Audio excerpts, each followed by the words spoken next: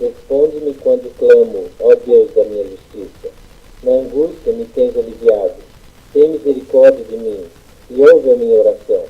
Ó homem, até quando tornareis a minha glória em vexame? E amareis a vaidade? E buscareis a mentira? Sabei, porém, que o Senhor distingue para si o piedoso. O Senhor me ouve quando eu clamo por ele. Irai-vos e não pequeis. Consultai no travesseiro o vosso coração e sossegai. Oferecei sacrifícios de justiça e confiai no Senhor. Há muitos que dizem: quem nos dará a conhecer o bem? Senhor, levanta sobre nós a luz do teu rosto. Mais alegria me puseste no coração do que a alegria deles, quando lhes dá fartura de cereal e de vinho. Em paz me deito e logo pego no sono.